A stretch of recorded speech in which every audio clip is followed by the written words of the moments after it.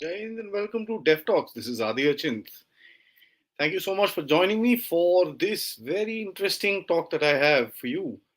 Is it time to take back the POK? A lot of things have happened in the past couple of days which have made news, especially with regarding our forces. A lot of statements have been issued, a lot of things have been said by people who shouldn't be talking, as a matter of fact.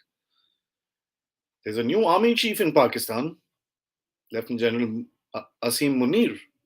Interesting personality when you dig into him. He's known to be a straightforward man, a man with impeccable records. Is it really? Find out right here with something I've got for you to tell you about this new gentleman with regards to his intentions and what is going to happen in Pakistan. Of course, the question about the POK is going to come up. I've discussed this with Lieutenant General Shankar. I have a little bit of an extra view about it. So I'm going to give you that in this program.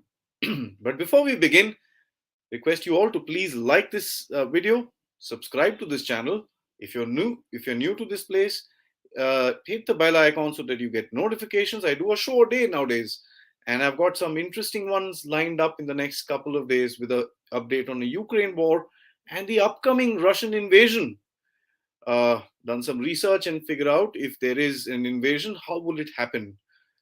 So I'll be sharing that with you in the next couple of days. And of course, I'm also doing a research on the labor uprisings in China. Might seem like an isolated incident. There have been massive uprisings in China all this while, which have gone unreported, and we have pretty much ignored them. So I will be doing a show on that as well. Getting back to this one, before I do, as I said, please do, if you can, join the Dev Talks group by becoming a member. You can click the join button somewhere down there. You can also send us some super stickers, super chats to support us, or just directly contribute to us on the UPI, which is mentioned below. You can also check out my website where I write stuff and put it across. Latest article on narratives, thedevtalks.com. Right, let's get into it. So, Lieutenant General Asim Munir has joined in, or is going to be joining in as the Army Chief of Pakistan. Interesting development, as his name was kind of hidden and he's supposed to retire on the 27th itself, right? So how did it suddenly pop up, and how did the entire thing come up before, ahead of schedule, or a little delayed, as a matter of fact? But the news was a surprise because General Bajwa, when he visited America, he took across Lieutenant General Azhar Abbas uh, to uh, America, probably to get signed off, and I reported on that right here. Interestingly, General Azhar Abbas has been left on the sidelines at this moment, and our friend here has kind of moved up the ladder. Now, let's see what is exactly happened in the past couple of days to try and join the dots to realize, is there a pattern? Is there a method to this madness? Let's look at go couple of days ago, where you had General Bajwa being in the news for all the wrong reasons, I might add. What happened? What happened was is he was probably caught with his hand in the cookie jar. So what has come out is that his family is now super rich. He's close to being a billionaire and probably is booking a flight out to wherever he wants to go after he retires. So a lot of money is involved. He's embezzled, or he's been involved with certain corruption, and he's got he's supposedly a billionaire in Pakistan at the moment. That news was a bit of a surprise, looking at the factor that he's not an ex-army chief. The previous times, anytime corruption matters used to come off, it used to be for ex-army chiefs, never for a serving one. And that was interesting. Why? Was that a pressure tactic used by someone in the establishment to push Bajwa to change his choice for the army chief from Lieutenant General Azhar Abbas to Asim Munir?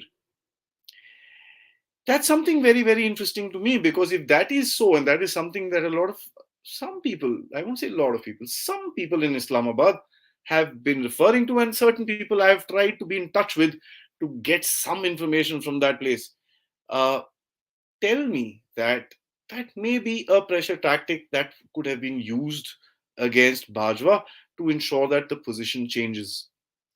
Now, who could this be? Interestingly, we must ask the question, where does the Pakistani media's for the lack of a better word, my bap sit into. That sits, as we all know, in the ISI. We've all heard these, stories about these black vans and stuff like that, standing under media houses wherever they step out of the line. We've seen certain journalists getting shot, as a matter of fact, if they went crossed the line. Hamid Mir, for that matter. So, what has happened here? Has the Pakistani ISI, who controls the media, intentionally released details about General Bajwa? If they have, for what joy? I thought the Pakistani establishment was one solid piece.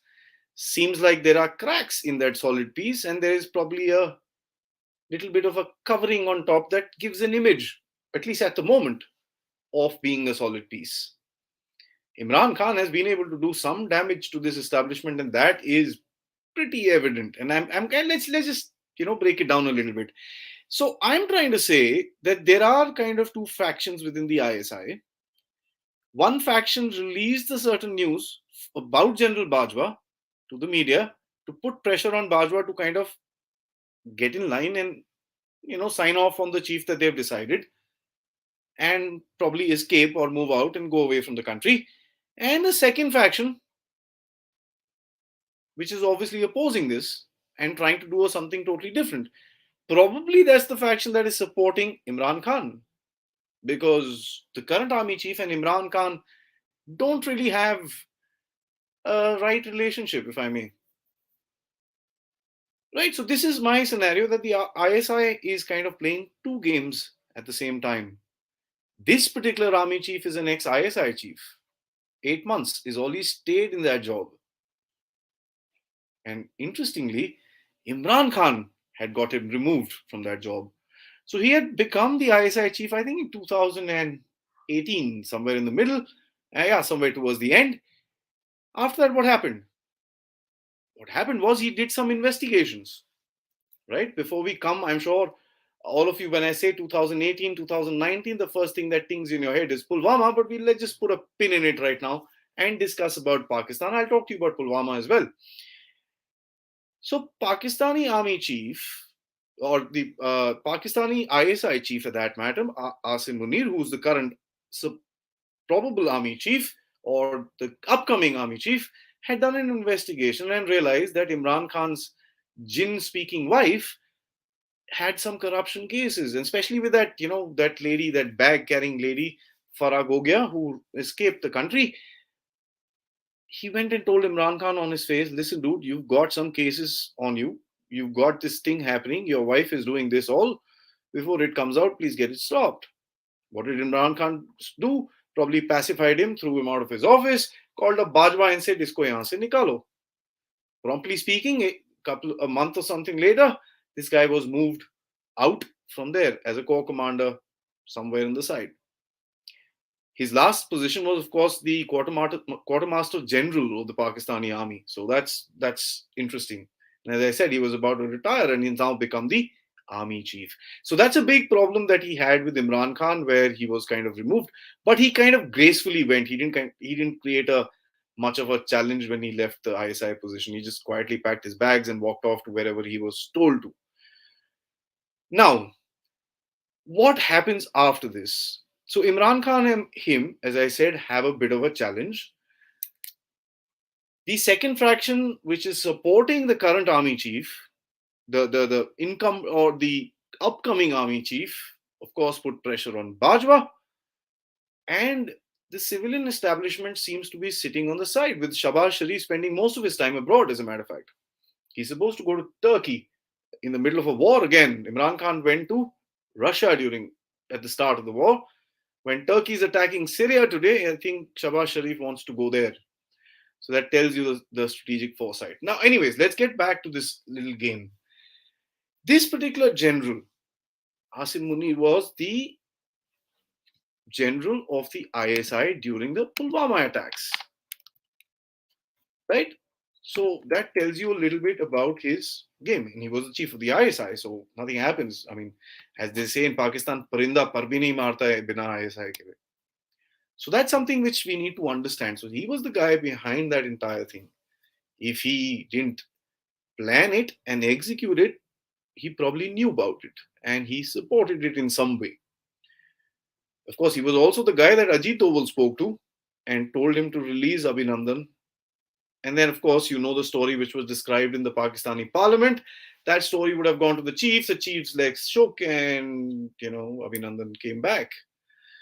So that's another connection that he has with the Indian establishment, if I may.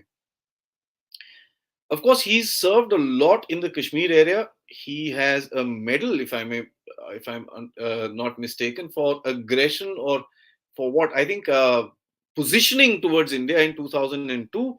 He also has a medal for having served in Siachen, and I think he also has a medal for the operation which they call after the Pulwama attack, whatever little that they did. Okay, so let's see that now.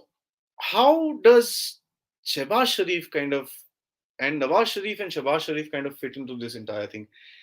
It seems to me that Nawaz Sharif has kind of taken a command decision, sitting in London, by the way, where the Pakistani government actually sits, for this man to be appointed who's the senior most. And let me give it that. He was the senior most in the list of the people who were supposed to be in the line for the army chief.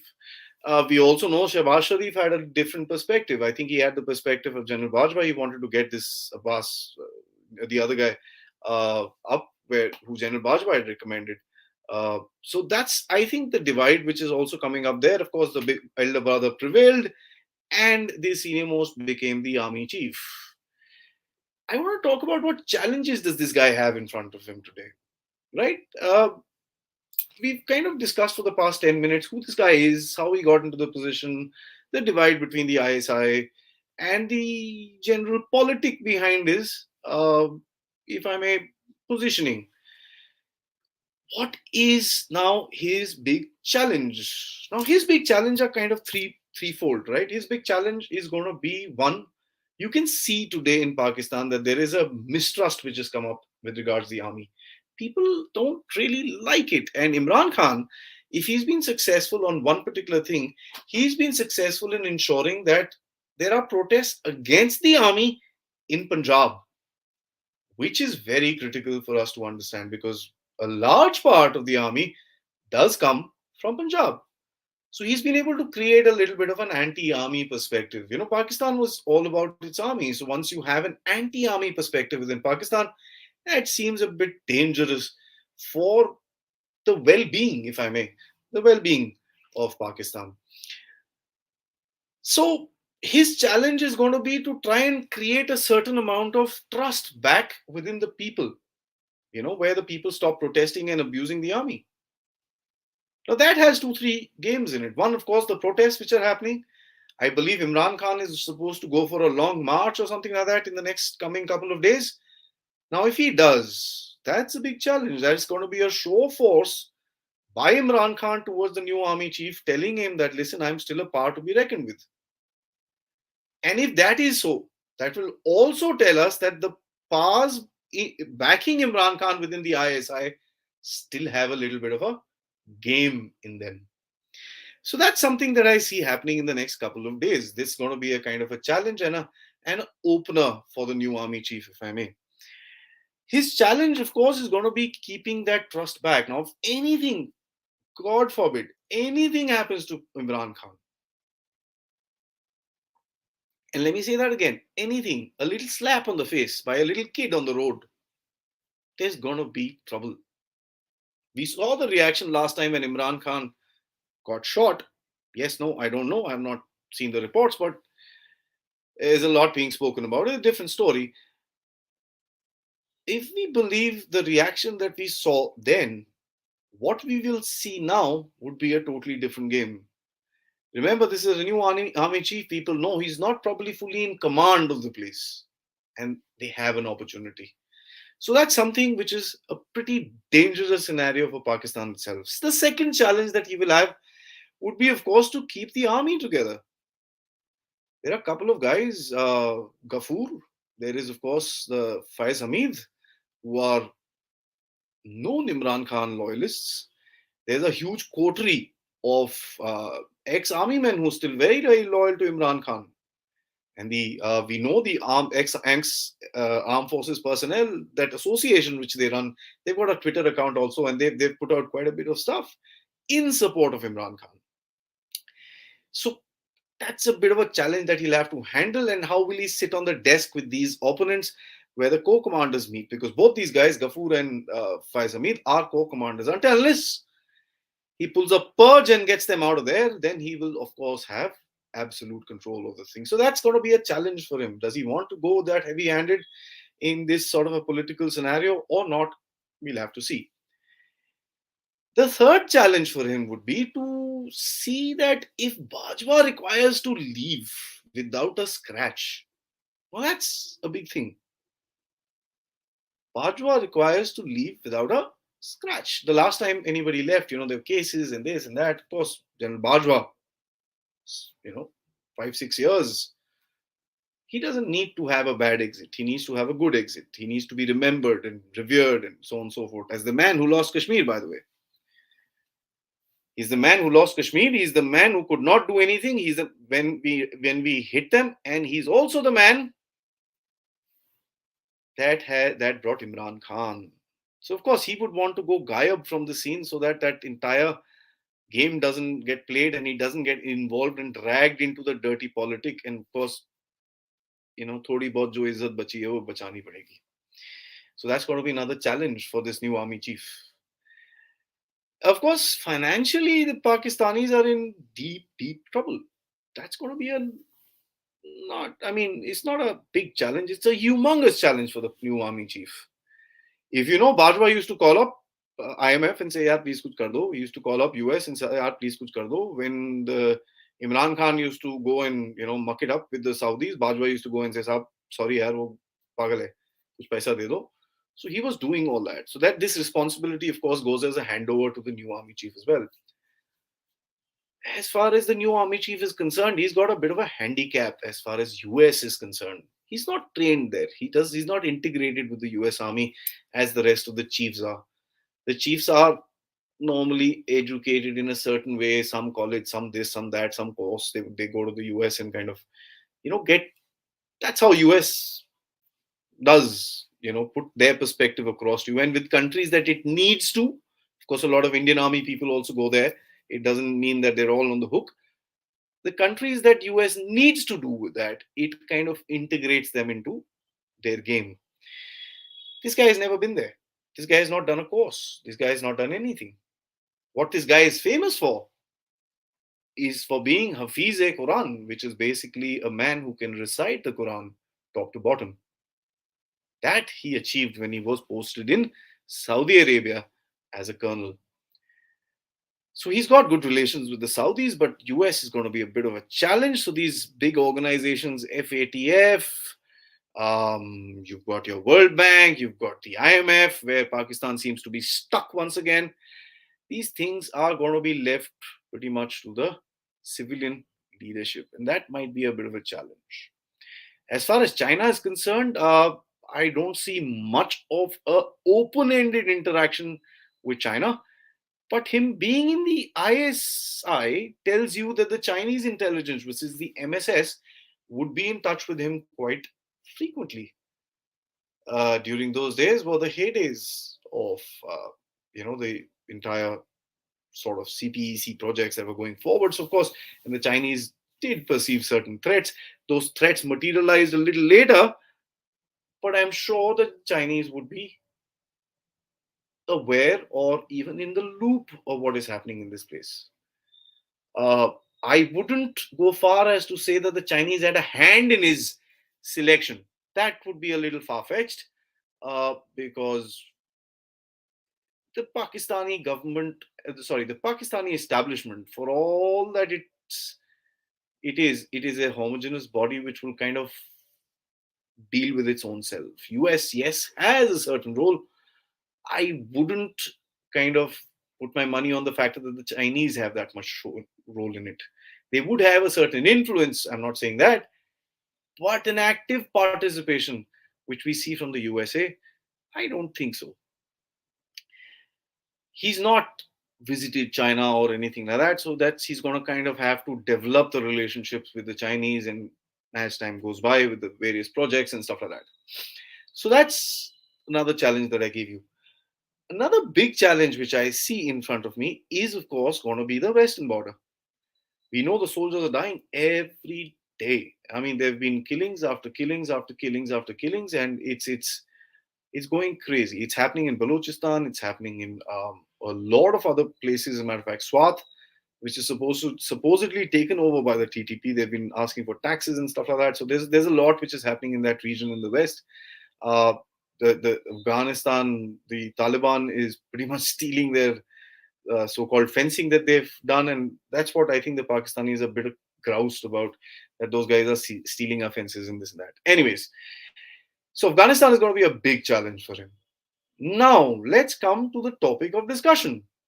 India has been talking about suddenly, right? The first statement came out from Rajnath Singh Sahab, who's the Raksha Mantri, and of course there were a series of statements that came out after that, and now the Northern Army commander has said we're just waiting for orders. That kind of sent a ripple across Indian news media as well as in Pakistan. So Pakistanis are fearing that this is a time of a change around. This is a time where things would be a little in a bit of a turmoil. Would the Indians take advantage of something like this and move in to POK? Scenario number one. The second challenge that they also see is a narrative that is being created. If you have the same statement coming out from three different places in the past month and a half, it does show you a certain narrative build. We in India might believe or not believe that. That is up to you and your inclination towards all these kind of things. But it has been mentioned. It does pass a effect on towards Pakistan. Now, I want to analyze this whole thing with regards to a couple of things. One, I think we've discussed this with General Shankar on this channel, and I've also discussed it in a little bit of a part with regards to the POK with General Narayan. I won't want to get back into the factor on where I stand with regards to taking back of POK. I don't agree to a military this intervention, and I also don't agree to the fact that we should wall up that entire population into that. So I'm gonna just keep that on the side. Right. What I want to talk to you about is the factor that are we actually doing anything about it? It is a sentimental subject. It is not something that we would want to see not happening. So is it that we are kind of keeping the fire up? It's a good strategy. Just keep it burning. I mean, keeps the Pakistanis on the back foot, keeps them buying more weapons, going further in debt, and of course, getting a little more tensed up. Right? They're going to position a lot of their attention towards that side. You know, Chinese are a little bit of a issue. What's happening, this, that. It creates a little bit of a aggressive posturing, which is interesting, which is very interesting, because an aggressive posturing at a time where Pakistan is weak, and of course China is also looking inward right now because of all the trouble that is happening in that country, it does change the status quo of the narrative, right? And that's very interesting. I am not looking at it as a military this thing. I am not looking at it as a political this thing. I am looking at it as a narrative discussion.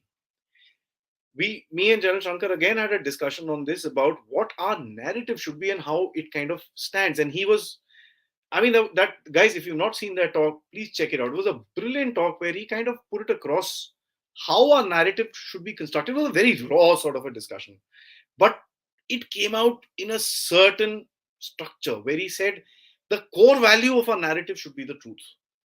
And then how do we bring it out? How do we do that?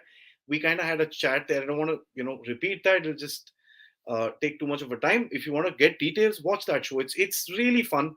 We kind of just let go in that show and we talked as it came, and it came out in a very beautiful fashion. Anyways, coming back to this thing, I personally feel that it is critical for India today to ensure that a certain narrative is pushed across.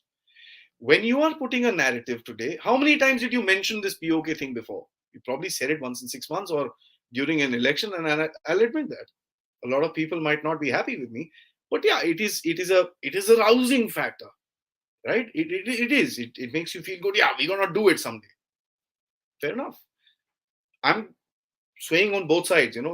Pro Modi people will say, oh, no, no, no, this is something that we have to do. Anti Modi people say, he's using it for election ploy. So I'm just mentioning both sides of the paradigm. What my personal opinion about politics, I don't want to discuss on this channel because this is a non political space. Call me up. I'll talk to you about politics all night long. That's not a problem. Coming back, a narrative, a narrative of an aggressive posture, which we've not had before, is interesting. If you are mentioning this again and again toward a certain end, may it be putting pressure, may it be trying to change the basic scenario of the game, how many times do you mention it? For example, and I like to take an example of an adversary. The Chinese today keep talking about reunification with Taiwan. Very interesting. They pretty much, let's look at these two scenarios in a separate game, right? The Chinese say we want peaceful reunification, otherwise we will invade. We have now started saying, "Bhai, this is ours, we will take it back someday." Similar. The Chinese say, if you don't come to us peacefully, we'll come and take you. Okay? The Chinese are supposed to be the second most powerful country in the world. Why haven't they done it till now? Because there are going to be issues. They're going to face a lot of loss. The Taiwanese people may not want to do it, and they might just get into a guerrilla sort of a war where they get stuck. Look at us. Can we do it militarily? Of course, we can. And I don't have any doubts in that. There are people like, that silly little bimbo, if I may, who said a couple of things about our army, and I personally don't want to bring that up, but I will talk about it by the end of the show. Militarily, we can do it. Politically, we can do it. There are a lot of other ways of getting something into your hand. But a narrative toward that end is the most critical thing that we need to achieve. That, ladies and gentlemen, is the crux point of my discussion today. We all look at a factor that when are we going to do it? My dear friends, we can only start doing it when we start talking about it. And that I see kind of happening. I might be a little over anxious in mentioning this, but three mentions in a short edged is interesting. And I see more and more mentions happening about this particular thing going forward. So let's see how things go by. I may be right, I may be wrong. It may be a seasonal thing where we kind of pick up the narrative, let it sink in for a little bit, and then pick it up again and sink in for a little bit. So it's like that. It can take many forms. Is this also a reaction to putting pressure on Pakistan to stop its nonsense on Khalistan?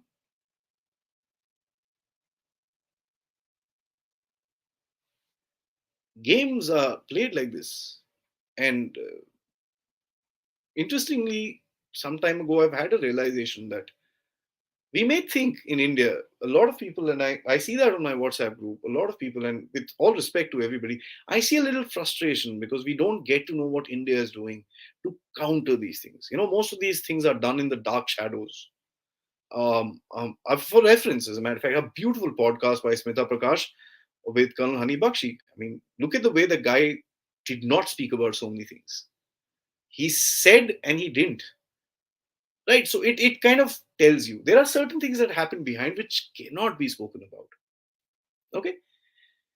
Is this also a response towards the Pakistani efforts towards Khalistan that, listen, if you keep fingering this, we know how to finger that?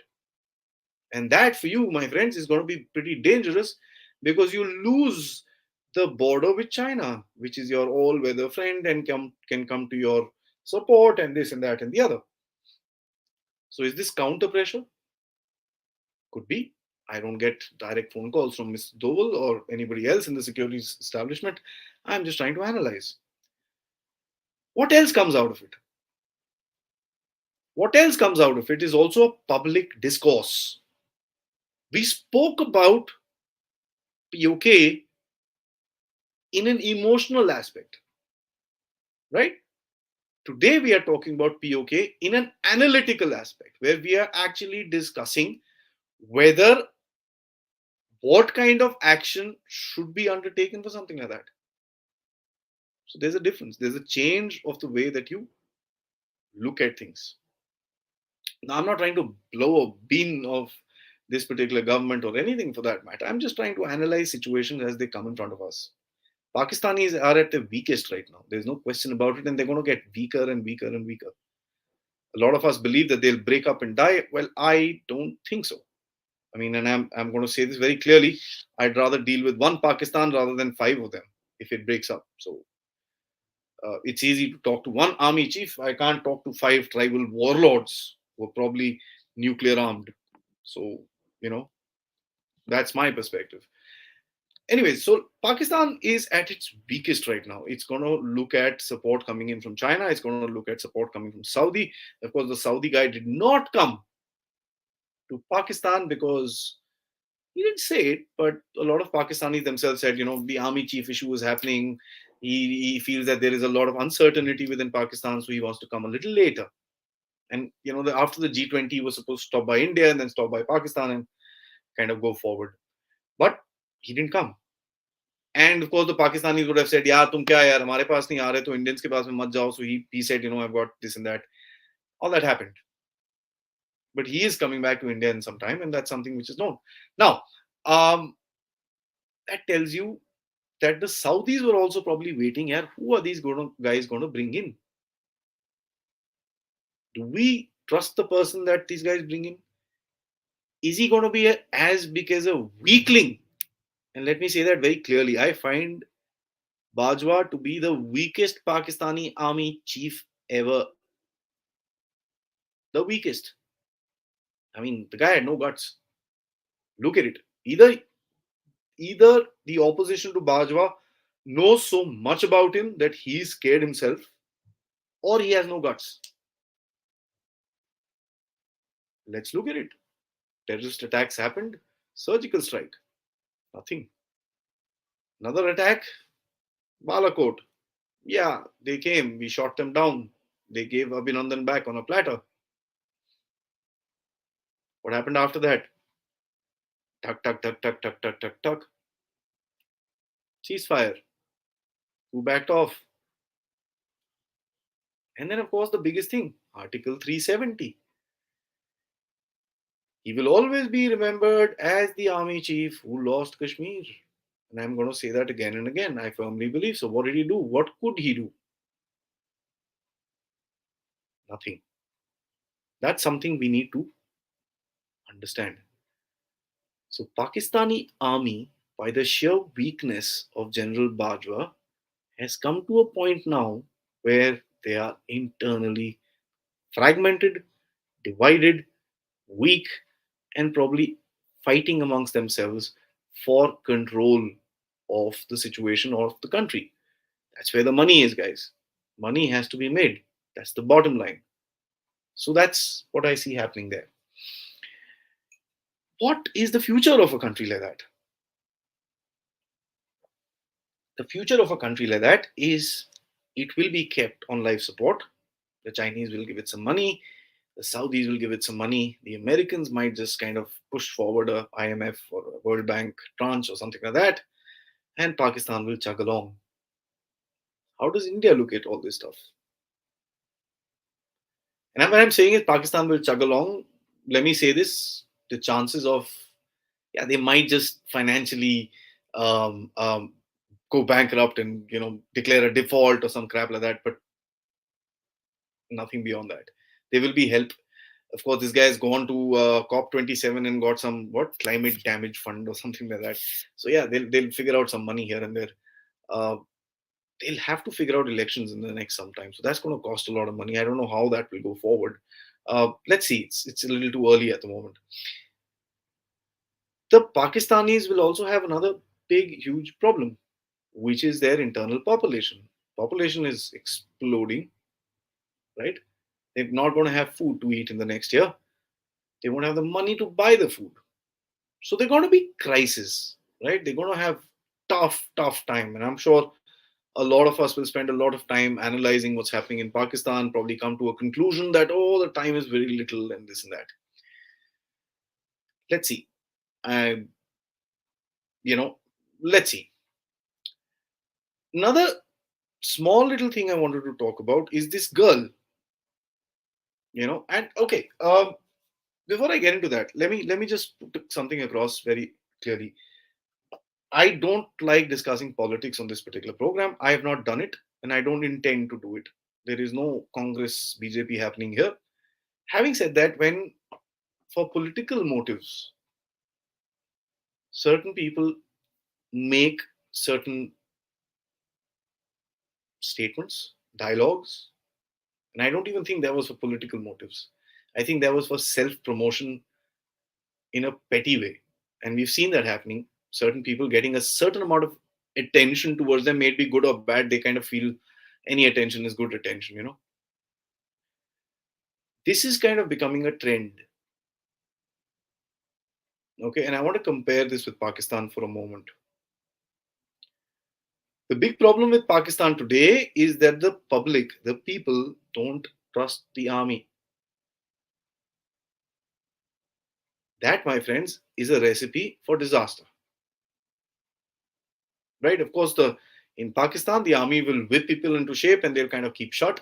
If this guy is strong enough, that doesn't happen in India. We are a open democracy where people have the right to say whatever they want to. Having said that, they have to be certain amount of lines. Whatever I may feel about that person's statement, I won't want to elucidate it online because not because I'm fearful of a retribution, because I have a certain line that I will not want to cross. That's how civil societies stay. The whole game of getting our forces into it and saying silly things, borrowing dialogues seems to be petty. And the reaction post that seems to be even pettier, tagging a certain lawyer when you're giving an apology. A lot of people might have just read the apology and said, oh, what crap. But look at the tag. So this is not an isolated sort of an incident. This is a planned way, right? This is what a narrative is all about. Okay, you fire a rocket and then you wait for it to explode and sit on the side and just put out an apology and say, oh, I'm sorry, I misspoke and this and that. You guys have misunderstood me.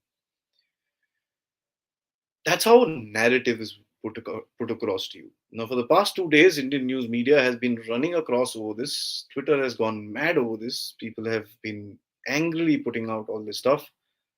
I wonder how many of us realize it might probably be a game that she played purposefully for getting this kind of attention. Of course, there'll be a lot of boycotts of her movies and this and that and all that. Fine, that's all okay. But we must think what's happening here, right? It's not, the world isn't as clean where the right side sit on the right side and the wrong side sits on the wrong side. There's some fence sitters who do these kind of things to kind of create a little bit of a disbalance in the society, keep you away from the real issues. And that's very critical because when silly, stupid things like this come up, the real issues get brushed off because these kind of things, especially Bollywood, will get you more TRP. If I put her photograph on this, which I didn't, I would have got clicks. That's how it is. Right. So I'm going to just take a moment again for Pakistan and I want to say one more thing. This particular army chief, who's the new guy, we need to find out, is he corrupt? Well, all of you will say, यार ये कहाँ से आ गया भाई? हाँ यार, Pakistani army chiefs are normally corrupt. You know, normally corrupt. Now, one is the factor that they get certain amount of funds and certain amount of allowances and certain amount of allotment of stuff. But is there any news about this guy asking, soliciting, or demanding something from someone? I'd like to understand what. So in 2021, there was a tile merchant Iqbal Shah, or something like that. He wrote a letter to Imran Khan saying that your ISI chief called me up and demanded a bribe of 90 crore Pakistani rupees. Okay, 90 crores. Vijay Saab, it's 90 crores. Now, what was the game? The game was this tile merchant allegedly was doing some sort of smuggling where these tiles were getting going into Central Asian countries, somewhere around across Afghanistan through the Wakhan corridor. He was sending some stuff. And of course, this guy being the DGISI figured it out. Yeah, ye ho raha hai. Called that guy and said, listen, dude, you give me $5 million equivalent 90 crore Pakistani rupees, or else I'm going to take you up. So this guy said, you know what, I can't figure this out. There's too much money and this and that. So he told him, yeah, listen, this much you'll have to spend for taxes if I do a raid for you. Um, you will end up losing a lot, so you rather well pay me. So the guy got frustrated and he wrote a letter to Imran Khan saying, this is what your ISI chief is doing. He also said that, if you guys don't listen to me, I'll pick up my business and go to Bangladesh. He had some, I don't know, 1-2 million employees in Pakistan. Large, it's a labor intensive industry, right? Tiles and all that stuff. So this is what had happened. Now, how far is this particular thing true or not? I don't know. I mean, how how much of a chore is this new army chief? I don't know. But even if there is an allegation like this, and in Pakistan, you can say allegations are part of narratives and this and that. But in Pakistan, these allegations kind of mean something. Is this guy going to be a nice conduit for a lot of this money which is coming from abroad to be distributed amongst a certain few? We'll have to see. Of course, India, yeah, terrorism, this and that, all that will continue. This guy will probably put a little boost to it because this guy is from the ISI, and yeah, fair enough. But I don't think the Pakistanis have uh, that much of a gurda to start anything big. Khalistan, Punjab, yes, there's a bit of a challenge. I think that has been addressed to a large extent, and I'd rather not say more um, because it'll be out of the subject, and I just don't want to go there. I will do a talk about Khalistan, guys. So let's face that up because I'm doing some research. Let me finish that up, make some slides as I do. This Pakistan is a little more natural. I can kind of talk about it. China is becoming natural. Ukraine is natural. So I could kind of do this. Plus, I won't have slides for the insinuations that I'm making on the show. I can't have news articles about it because this is something I'm kind of trying to cook up in my head, listening to so many of the experts that I've listened to on this particular platform, and of course, a lot of the people that I kind of read and refer to as when I do my own research. Um, let's get into some questions, guys. Before I do, like this video, subscribe, bell icon, yes, if you can. Thank you for all the contributions that all of you have put across towards dev talks. It's heartening to get all that, and I'm coming up with a little bit of a change in venue. I'm sure you guys have realized I'm trying to do a little bit better in terms of the cameras and this and that. So all that is going to get fixed in the next couple of days. um, as I said, you can click the join button down there to become a member. You can click thanks to send us super chats or super stickers, or you can directly contribute to me on the UPI mentioned below. Yes, of course, don't forget to visit my website, thedevtalks.com, where you will get a breakdown, a complete breakdown of all the videos that I've done till now, which are more than 300, categorized into topics, subjects, and so on and so forth. So let's get into the questions, guys. If you have comments about my analysis, negative, positive, doesn't matter. It's an analysis. I am free and open to hearing your views. Um, if you have some questions, please do put it up right now so that we can take it up. Right. Mr. Bishal says, good evening, sir. It seems Pakistan has its own ways to get back into the mainstream discussion again and again. Yeah, it's an interesting country, yeah, and especially for India, it matters what happens in Pakistan. We need to analyze it because it may not be a huge threat to us directly, but it does influence a lot of nonsense at the back end, especially with regards to safety of a border state. So it does become important for us to analyze and see what's happening. Apart from that, if the inevitable Pakistan does collapse, I've done a show about that with Jan Narayanan. If you've not seen it, Check it out. It's an interesting show where we talk about what is the threat that India will face if Pakistan does collapse. Mohit Saab says it's, I think it's like, na jang jeeti na tamang jeete, bas corner plot jeete. Okay. Yeah. Good evening, all. Whoever, Mr. Anthony, good evening. Thank you so much for your message. Let's move forward. Amay says, current PM is one of the most powerful PM I've seen in the country. It was last Indira Gandhi, and she left a mark by dividing Pakistan in two. So now you know something's going to happen before or after 2024. Hopeful thinking, sir. I won't be that hopeful, but yeah, fair enough. I take your point. That's your opinion. There are lots of things I would like to happen. We've spoken about this again in the episodes about narratives. I'm not very happy with the way we are communicating at the moment, and that's something I find to be an issue. Yeah, okay, fair enough. Point taken. I am only trying to say that this narrative is just beginning about this POK thing. I don't know if it's a narrative. I don't know this thing, but I feel like this is what is happening right now. Anyways, the POK problem is more of a political issue and not a military one. Even China will also not use military against India in case of POK because they saw what happened when conflict starts in Ukraine. Um, Honestly, yeah, you've kind of taken up too many things together. POK is a political issue, is a social issue, and of course is a military issue because in case you do want to take that place, you can penetrate it with military and social tactics. But the capture of a land will have to have boots on the ground. So you'll have to build up your army for that. I mean, let me be very, very clear about it. Because you can't remove forces from the Chinese side and start doing this because they'll come somewhere else and start fingering you. China has a huge interest in in Gilgit Baltistan and of course northern parts of POK where the road kind of goes down to the Gwadar port. I'm not sure at the moment that the Chinese are looking at it, but please understand the Chinese would call us out before anything happens. And but that if we've decided to do something, it's not something that we should be worried about. As you said, yeah, war is a distant possibility. Of course, a lot of condemnation and stuff like that. But please do remember, before you do anything of this sort, if you're doing it militarily, it has to be very careful.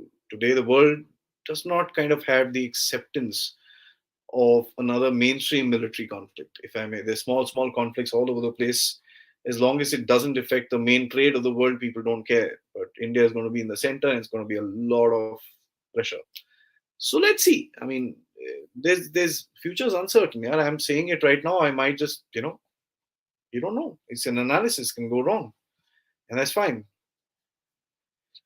Vishal says this narrative will keep Pakistan on the edge, which will make them uneasy about their focus on administered part of J&K. The world order will shift its focus to POK, human rights violations happening here. Of course, yeah, I agree with you. There is a lot of work that needs to be done on this particular regard because the thing is that when you talk about putting the Pakistanis on the back foot, it has to be done in a systematic way, right? So that's something that we'll have to do properly. It can't be one odd dialogue here and there and walk away and then nothing happens and this and that. You want to keep a narrative up, create a narrative, create a social media blitzkrieg, go out and bomb YouTube, Facebook, Instagram, Twitter with stuff. It creates a narrative. It'll go through across the world. This is what is happening in Pakistan. Statements, on the other hand, are regional narratives. It'll affect more within this particular region. It'll probably, yeah, somebody in China will read it and say, okay, we need to keep a track. But it doesn't impact the world at the large basis, right? So it's these are two ways that this you need to look at it. Vijay Saab says, I had to agree with the dangers of dealing with four Pakistans than one, but there would be not be a factor of strong army and nuclear. As I heard from Vikram Sood, the West would like to India, okay, break then unified, which means to say to deal with little Indias and big Indias. See, I'll that's an interesting analysis, but let me say one thing to you. It doesn't take a strong army to push a nuclear button. Okay, one nuclear weapon is more and it's a lot more than what anybody would want, right? So the splinter of Pakistan has that as a danger. Now, let me just give you a little bit of an insight. You know, the CIA has a covert operation where they had planned the removal, if I may, of Pakistani nukes from Pakistan in case the things do go wrong. So, yeah, that stuff is there. If I am Pakistan, I would not keep my nuclear weapons in one place, and that's what they do.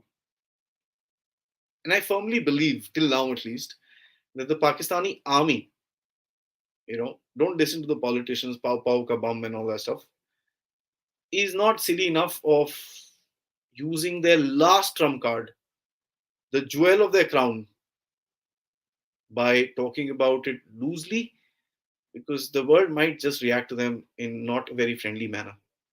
So Pakistanis know they have the nuclear weapons. You'll never hear it from the army. You'd hear it from these silly politicians, and that's a different story altogether. So yeah, I take your point that Mr. Sood said this, and I heard what you're talking about. That is the plan, of course. A lot of people would feel that ways. Of course, there are forces at work around that. We won't let it succeed. People like you and I and all of us who watch these shows and many other geopolitical shows to keep us abreast and to keep us aware, I don't think we'll let it happen. Naveen Saab, basic question: is China controlled Pakistan better for us, or US controlled Pakistan better? Prima facie, it seems US is a better bet, but is it really? That's an amazing question, I must tell you. Pakistan is an interesting game. The civilian leadership wants to run towards China, whereas the defense leadership likes to hedge its bets towards the US. Couple of reasons is because the civilian leadership gets bribed from China pretty easily because the Chinese do that. That's like the way they gain influence. Uh, the army, on the other hand, looks at Western weapons because the Chinese weapons don't make sense for them and they don't kind of work well. Of course, the Pakistani army is slow and steady converting itself to a Chinese army, and for that, the outgoing General Bajwa had said a very interesting thing during the Islamabad security dialogue. I think that happened last year, if my memory serves me. He said, we went all over the place for helicopter engines. Nobody gave it to us, and then we had to go to China to get it. Who's a very good friend. So he kind of labeled them with a little bit butter masala. But what he actually said was the West is not giving us stuff. That's why we have to go to China for all this stuff. Now, coming back to control, as far as China is concerned, see, let me tell you one thing very clearly, that the Chinese as well know and the Pakistanis as well know there's no love lost between them. The Chinese will pack their bags and walk off if the first sign of trouble. Look at what happened to Sri Lanka, right? Sri Lanka was told by the IMF that fix up your debts with the three major debtors, which is China, Japan, and India, and I'll give you the loan. India, Japan said, right, let's sit down. Chinese said no. So Chinese are no best friends of anything. When the proverbial what hits the roof, the Chinese are out the door. Having said that, I kind of agree with you that a US controlled Pakistan should be a shade better than the Chinese one. Of course, the US will play dirty games behind the back, like giving them F-16s for territorial safety and stuff like that. So yeah, one has to be aware and one has to be, you know, this thing. Pakistan will never have an independent game. That's for certain. Let me just put this across. So Imran Khan and his dreams of having an independent foreign policy and this and that is all. I mean, it's not going to happen. There's going to be control till the time the financial situation is not sorted out. USA will have a huge string to pull with the Pakistanis. That was evident with the 7-day visit of General Bajwa there. The Pakistanis selling Americans weapons for Ukraine, winter gear for Ukraine, and a whole lot of things, other things that went from there. I've dealt with this in another video. If you don't know the story, check it out. Right. Right from the partition, Pakistan was created for an enemy state as a buffer zone to counter India by USA, China, Soviet Union, but not the least Britain and France. Of course, yes, I wouldn't know how much of Soviet Union was involved in it because this whole buffer state was created against the Soviet Union to keep Soviet Union away from India. So yeah, you're absolutely right. That's also the reason Afghanistan was also brought into the picture. These were buffer states that were created to kind of keep India separate. Um, a little trivia: when we got independent on the 15th of December 1947, we were not the holistic country. I'm sure you know. We were 500, some 90 odd princely states, and the main part of India, which was fragmented. As per the Act of India, all those states were independent till they signed the Treaty of Accession. A lot of them signed it in 53, 54, 55, 56. So, what we've been told about our history is completely wrong. And that's what narratives are all about. People dwell upon it. I've written about it. My website talks about global affairs, writings about global affairs. It's under the written word. Click that detailed article about narratives. Check it out. You also say some unknown actress somewhere unknown. The apologies doesn't measure up. She's not really apologized. Brought in family servicemen protection. Yeah, you know it's uh,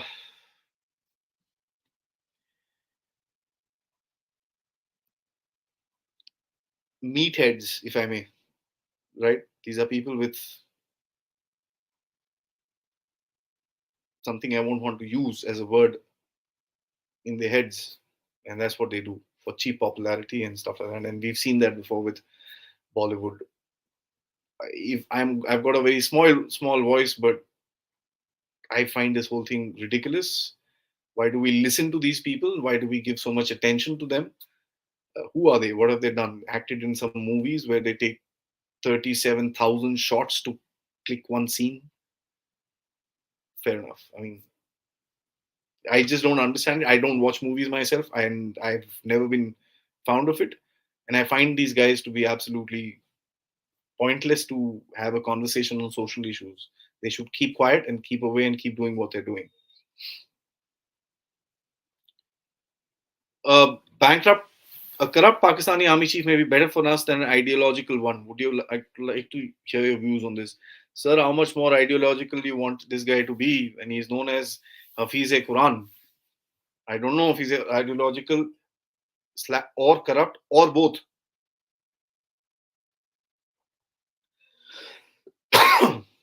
Let me show you one very clear thing. The chiefs are never ideological. At that level, they're only concerned about their retirement. They're concerned about getting as high as possible in the post and then getting a job in a Fauji Foundation, this thing, and sitting and chilling for the rest of their life. That's what their concern is. Okay? This whole stuff is done by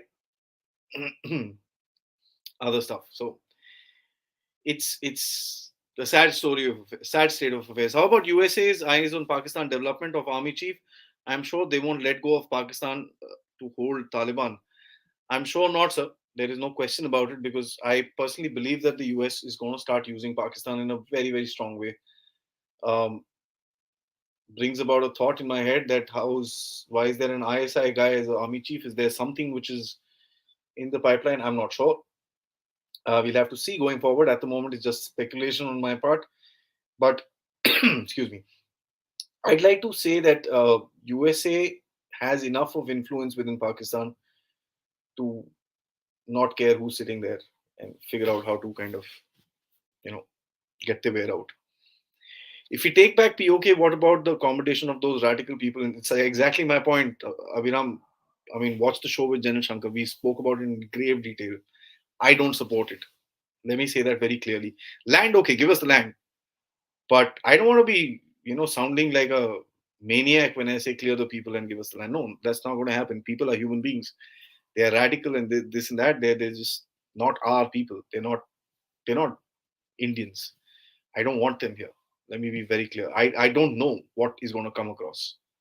And it's something that scares the lights out of me when people say that Hindustani army ko jaake Pakistan ko tod dena chahiye. And a lot of very, very smart people talk like that. And it just doesn't make sense to me. I think the Indian government should have its own mouthpiece TV channel, leave the Doordarshan, build something new, put $2 to $3 billion and smash all the propagandas. Well, yeah, absolutely. I agree with you. We've spoken about this again with General Shankar. Narrative warfare is very critical for India today. As we grow up as we become more economically stronger. Sorry, guys, I'm just dealing with a little bit of a cold. As we grow up, we become economically stronger and stuff like that. And more of these attacks will come towards us. We'll have to kind of protect ourselves. There's no question that needs to be a narrative way. Currently, it's being handled literally single handedly by Mr. Jaishankar. Can't be done like that. It'll be interesting to see how the new army chief works as Pulwama attack happened during his tenure. Absolutely interesting, sir. If I say if he was in the ISI during that time, what does that tell you about the entire situation? So the ongoing and upcoming economic crisis is our best opportunity to grow the divide between their masses and their establishment, which will pay more in the long run. ऐसा है साहब, जो वो अपने आप कर रहा है मैं क्यों करूं? Jokes apart, yeah, of course, you could kind of look at that, but I'd rather keep my hands dry away from all this stuff because the game is that they're damaging themselves a lot. And if in any way our involvement comes out, it's going to create a havoc. So if we are doing something, we need to keep it quiet. We don't need to talk about it. We don't need to just out quiet. If you are planning to do, we need to be very damn careful. If you are not, just watch the show on the side because Pakistan will do what it needs to do for its own self. And you guys know what I mean to say, right? And last couple of comments. Both China and USA uses Pakistan as a pawn against India. Yes, no question about it. They've been doing that for decades. We've kind of realized it right now. They've been doing it for a long time. Remember, the US gave the Pakistanis F-104 fighters during the 65 war. They gave them brand new tanks. They gave them everything. And during 71, when they were getting their backsides kicked out, the US, navies tried to come towards India. Of course, it was the Soviet fleet that stopped them. So, there is, of course, that history there. Indian Army does simulate war games. A policymaker should simulate various situations if Pakistan breaks up, especially how to tackle refugees. Uh, I'd leave the refugees, you know, um, for a minute. That's a very serious issue. War games, I'm sure they're doing it. Again, Satyam, one of the biggest things in India which frustrates all of us is not much of communication about a lot of things. Now, I don't say that the army should come out and say what they're doing and stuff like that, but a certain amount of communication for our country it'll kind of be good for us. There is a gap there. As far as the refugees are concerned, it's scary situation. It's scary. There are a lot of things that could trigger a refugee crisis within Pakistan. It could be water crisis. I'm not saying the floods. Right now, there are floods. They're going to be dry the next year. There's acute shortage of water in Pakistan. So it could be water refugees, it could be war refugees, it could be chaos refugees. I don't know. And again, the people, we don't know what is going to come to us. We don't know. I mean, it's going to be a chaos to handle. Absolutely. And I'm sure people are talking about this, just that we don't know about it, but we do. Please do a dedicated discussion with some experts on the Indo River water. I have actually, Naveen Saab, check this out. It's a show I did with Lieutenant General Kamath, PGK Kamath. He's an amazing known person. Uh, it's okay. Let me tell you one thing. He's done a lot of research in this particular subject, and he's actually gone ahead, and done a very beautiful presentation for me on this particular channel about the water wars of India. And that is something that I must tell you. Please check this out. It's a beautiful talk that we've done. So we need to. I mean, if you need to, please check it out. It's fantastic. It's something that we need to realize. As a matter of fact, let me add this. Uh, Let me add this. I We've actually gone ahead and discussed the Chinese issue, which a lot of people don't talk about. We have an upper hand in terms of Pakistan. The Chinese do have, uh, uh, you know, upper hand in terms of us in the east, especially in terms of the water treaties and stuff like that. So there's a lot of uh, issues which need to be discussed about this. The whole Brahmaputra is there. They're building about 20, 30 dams there. There's a whole lot. So please do check that out. It's beautiful. It's a beautiful sort of a this thing. Naveen, I don't know what you're saying in terms of I gifted some subs to the community. I see. I'm uh, I'm not sure, but you have become a member recently. Thank you so much for joining in, and Chirag as well, who's here with us, who's a member. I think there are about 5, 6 people that have joined us today who are members. Yash is also here, who's a member. And I think the rest of the guys are watching the match, and I'm sure they'll catch up to us. Thanks so much, guys. It's been 1 hour and 5 minutes. I didn't think that this would be that long. Thank you so much for all your comments and your, you know, your thoughts and your entire your uh, participation in this discussion. Of course, Pakistan is going to be a trouble for us for the next long time to come. We need to ensure that Pakistan is kept on focus, not that much focus that it avoids our main adversary, which is China, because Pakistan is a disease. Pakistan is a symptom. The disease sits in China. With that thought, guys, before I sign off, like this video, subscribe to my channel, hit the bell icon. Of course, yes, if you can, do contribute to the Dev Talks effort. Member, thanks, super stickers, or directly on the UPI. Visit the website and stay tuned. Till next time, Jai Hind.